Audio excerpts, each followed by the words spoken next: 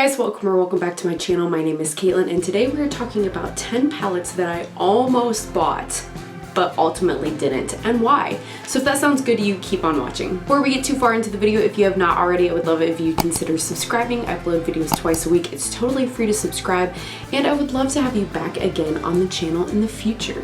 So I have compiled a list of 10 palettes that I had in cart, wanted to get, but ultimately didn't, and we're going to talk about them.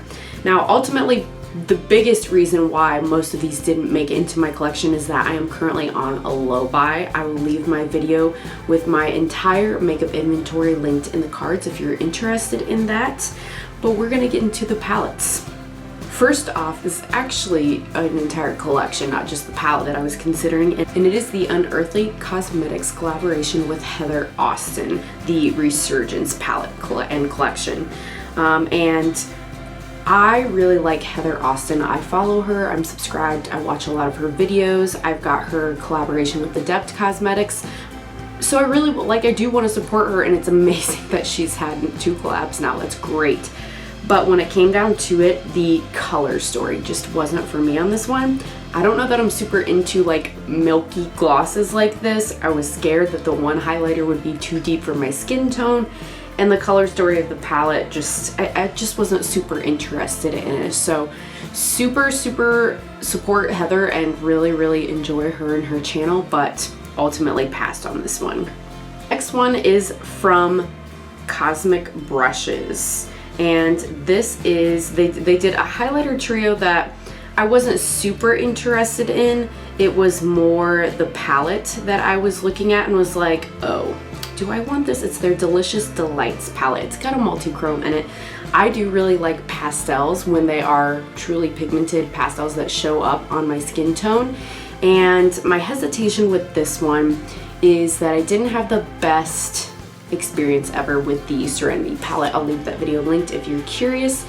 It just wasn't my favorite formula, I don't think, and so I don't know if that's just a one-off thing. I didn't try the Muse palette, so I'm interested, but I was kind of scared because I didn't have the best time with that first palette that I bought from them, the Serenity palette, so I ultimately passed. Next up from Blend Bunny is their newest Sugar and Grunge palette. Now this one, I love Blend Bunny's formula. If you haven't seen it, I'll leave linked the most used palettes in my collection from 2023 so far this year, and the All Done Up palette from Blend Bunny Cosmetics was one of my more used palettes that I reached for more this year. I know I like their formula a lot. I like Dollhouse, I have the Surge palette, but this color story, I don't know, I wasn't super into it. I can't really tell you why. It's just, I don't know, it didn't vibe with me, so I passed on it. Next up is the Natasha Denona Yucca palette. Now, I've never tried Natasha Denona's formula at all, so that's part of my curiosity with this one. But also this color story I really liked. But I did see, I think it was Amy Loves Makeup, do kind of comparisons and said if you have the Ace Beauté Tropical palette, you really don't need this one. So I took that as my sign to pass. And today's not my day to try Natasha Denona. Someday I will try the formula, but today's not that day. From Too Faced, I was very interested in the Italian Spritz palette. I have really liked most of these palettes that are in the tins. The Pumpkin Spice I would say is my favorite, but I honestly don't reach for it enough to justify getting another one, even though I do really like the formula and I enjoy that palette a lot. I haven't used it at all this entire year. I know I've been doing an inventory every time I use any of my palettes and writing them down. So if I haven't used any of my Too Faced palettes all year, that was enough to be like, okay, that's a sign.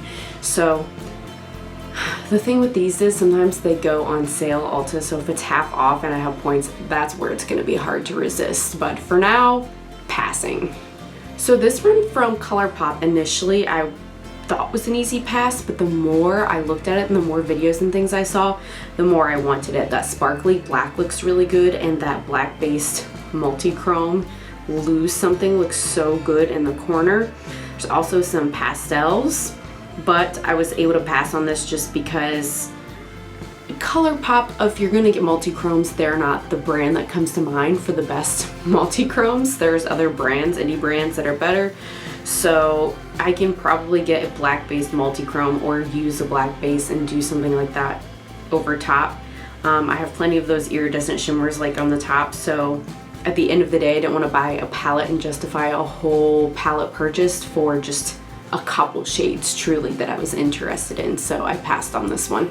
And I'm really not that into Alice in Wonderland. It wasn't for the collab, it was just the palette color story itself, and I know I like Colourpop's formula. The next two are both from Wicked Widow Beauty. The first one is the Edward Scissorhands 2 palette. They have a 1. Didn't look that interesting to me color story wise. The 2 I've seen Batty Bean play with and it looks amazing. Oh, I'm just nervous because I've never tried this brand, so I don't know for sure how I'd feel about the formula. Also, in looking at it, it looks like it's mostly mid-tones or deeper when it comes to the mattes, and I do like to have some sort of transition shade. Now that of course is a little bit of a silly reason because you can dip into more than one palette for a look. I have plenty of transition shades in other palettes that shouldn't stop me from this, but again, I'm just nervous about the formula, I think is what it boils down to, because I've never tried it. And I don't use deep shimmers a lot. I'll use a deep matte, but I don't use deep shimmers that much. And there are, I think, 4 that look deep-ish in my personal opinion. So I've just kind of toyed with the idea, but have passed. At the same time as that one, I also had in my cart this palette, which honestly, I can't even tell you the name of this palette. I think it's Alice in Wonderland 2, just with the names of like Drink Me, Rabbit, Dreamer, stuff like that. But this one, I see more options like color story. Yes, there's deep shimmers, but there's really, really vibrant, bright colors. And I do like that juxtaposition. They're kind of unexpected colors you might not think would go together, but I think it looks really cool.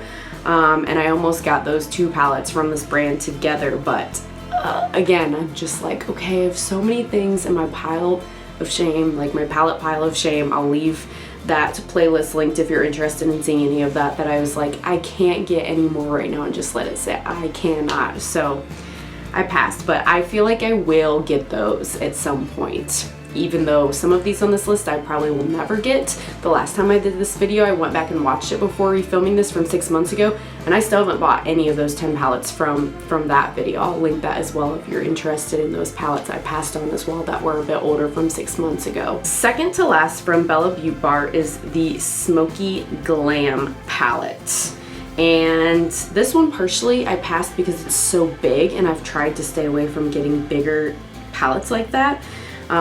Yes, the shades are all different, but some are so similar, the mattes, that I'm like, would it really look that different on the eyes? I don't know that it would. So, and the shimmers look amazing, but again, I'm like, I don't want to get a big palette just for a few shades. And the biggest reason of all is I still have not tried the Strange and Unusual palette from this brand. So I've purchased once from this brand before and haven't even tried the brand, like haven't used that purchase. So I don't want to buy any more from a brand when I haven't already used what I have even. So that's the general theme of this video, I guess. And then the very last palette that I've currently passed on, that I actually today, the day that I'm filming this, had this in my cart. Because they were doing 25% off sale with code THREADS. Because, I mean, let me know in the comments, have you tried Threads yet? It's Instagram's new app that is basically the Twitter knockoff.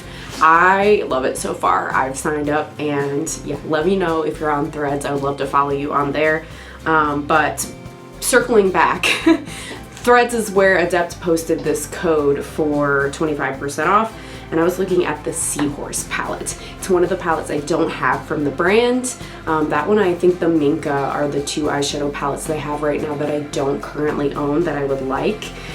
But I passed on it because even with 25% off, it's still $105, and I can't justify that monetary amount right now with me saving for my wedding. So that one was more of a financial one because it is so much. I've also heard mixed reviews on this palette, like some people not saying they didn't enjoy it as much as Adept's other palettes, which I was like, ooh, that's kind of surprising to me. So between some of the mixed reviews and the financial aspect, that one did not make it into my collection. So yeah guys, that's the last 10 palettes that I almost bought but didn't, and why. I hope you enjoyed this video.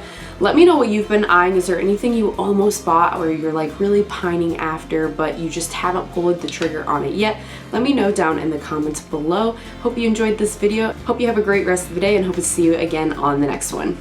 Bye!